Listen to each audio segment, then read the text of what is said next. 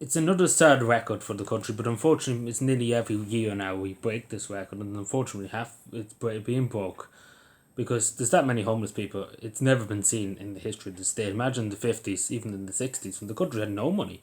There was less homeless people. Nowadays, in modern Ireland, one of the richest countries in the world, on paper, of course, but in reality, a lot of Irish people struggle, and we see that with the figures. We have hit the highest, and again, it keeps going up and never goes down. Unfortunately, it's homelessness.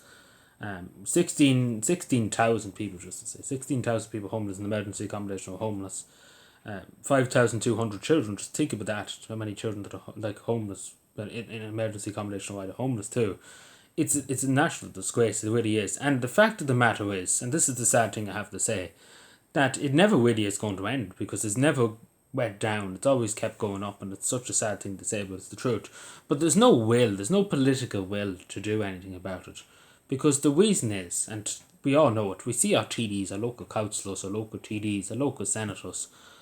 They all have landlords, big landlords, have multi-billion euro worth of property, and they can charge the moon out and stars. They're part of the problem. What I'm trying to say, because there's no will, because people, landlords, etc., including our TDs, etc., are making a killing. They're taking all the money and running off with it. What I'm trying to say is there's no will because it's not affecting them. They're making a huge profit. It's only when you take the profit away from our TDs and senators, maybe they want to do something then. But at the moment in time, there's no will, because if there's a huge lack of houses, take for example, and loads of homeless people, they can charge on, say, like put people ransom pretty much to say, look, I'm going to charge you the moon, earth and stars for a 1 bedroom apartment, 1,000 a week or something like that. In some cases, I can see it online. It's absolutely scandalous what some people are paying, some young Irish people. They're paying 1,000 for one room and a small bathroom. It's absolute scandalous, and it's ridiculous. And because of the demand, and obviously immigration plays a part in that, because there's so many people coming in, the numbers are just always, it never goes down. It never can stabilize either. It's just always going through the roof, and it's just never stabilized out. But of course, as I say, a lot of the problems lie with the government, because they have no incentive. They have no incentive because, let's be fair, they're not doing it. The majority, as I even said in my other video, the majority of politicians we have now are careerist politicians. What I mean by that is they're family politicians. They think they're entitled. They think they're God, in other words. Years ago, back even in the 50s, 60s, when I say, but there was no homelessness and stuff in Ireland. It wasn't this number, and it was very later probably. Um, because the state cared. In a way, our politicians did care, because a lot of them, take for example, many people who were politicians, even when President Eamon De Valera was president, etc., they all went through hell. They had to literally put their neck out so this country could gain its independence. There won the War of Independence in 1916 rising. The majority of politicians, particularly high-ranking politicians, played a part in the 50s and 60s, played a part in Ireland's independence movement. And they didn't care for money or power. They only wanted Ireland to become free. Nowadays, we have politicians that just simply don't give a shit about anybody, about them, and only themselves. And that's just a sad reality.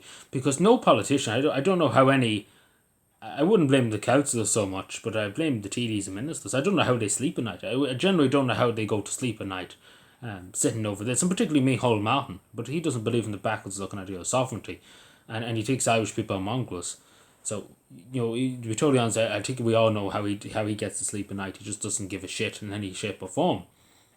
And Simon Harris, etc. There's not more to be said about Simon Harris too. But I don't know how they sleep at night. I generally don't know how they could sleep, because I don't know how I could sleep.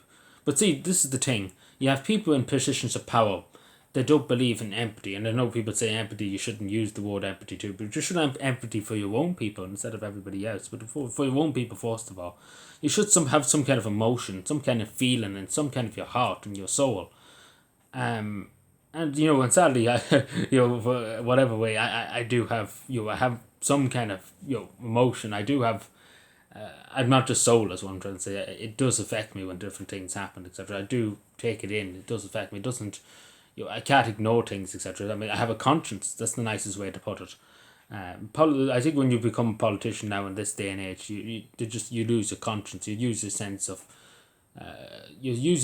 order. You use your sense of empathy, I suppose is the word to call it. But and that's just the thing, and it's a sad thing. But I do think it's just an effort of the time, because a lot of people who went through the War of Independence Day, for example, were getting shot at, faced execution, etc. They put their neck out. They didn't expect they would probably live through it.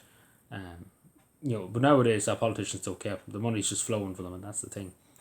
But it's the sad reality, and it's the sad state of affairs, and I really do feel so sorry for, particularly children coming up to Christmas. Imagine being in a hotel room, or even worse, being in a tent or something, celebrating Christmas and stuff. It's devastating, and it does put into mind too. And the last thing I say, whatever situation we are, we should be thankful if we do have a house, even if it's you own your house or you rent a house, whatever the situation is, that you have some kind of roof over your head, and that you have some kind of food, etc., for Christmas, etc. Even just now, to be grateful, and there's many people that don't have it, and not just in Ireland, across the world too. But we just have to be grateful that we have these things, because we do take it for granted in a lot of our situations, because there's always somebody worse than us in this, and even just in Ireland and stuff.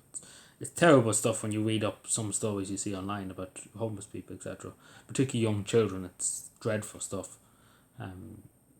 It's evil stuff what you see, and it only goes down to an evil government too, because I don't think anybody has a heart to be told, and that's the main thing. I don't think any of these politicians, these senators or TDs, the majority of people sitting in the cabinet tables happen to the people to blame for this, particularly.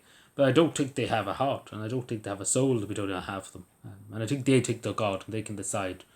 I think that's the thing. They don't have a conscience. They don't have a moral compass, if that makes any sense. They don't have, even though they claim to be Christian, etc., etc. They don't. They think themselves are God. They think they are the ones they should be worshipped. That's the way I see it. But anyway, let me know what you think. And it's an unfortunate thing to have to say, and I hate having to come on to talk about it. But it does need to be talked about. You can't just ignore it and forget about it and pretend it didn't exist, because it's important. Particularly, you have to keep putting the pressure on the people in power. And the only way you do that is by speaking out and speaking your mind, because that's the only way to achieve some kind of thing. It's a small way, and I think every citizen should do it. It's a small way. It doesn't have to be overly grand, etc. But it's a small way. But I do encourage people too at Christmas too to please, if you have spare money or if you have spare food, do give it to St. Vincent de Paul, to a charity too, to help feed homeless people, etc. The people in need too. That's the one thing everybody can do too. And I think we should all try and do something like small to make someone's Christmas a bit better. And I do think we should try that. We should try and aim for that. But anyway, thank you everyone. I appreciate you listening to me. Hopefully next year with something to change, some small way. But unfortunately, it doesn't seem like it's ever going to change. It's always going to be people homeless and no hope of really any change.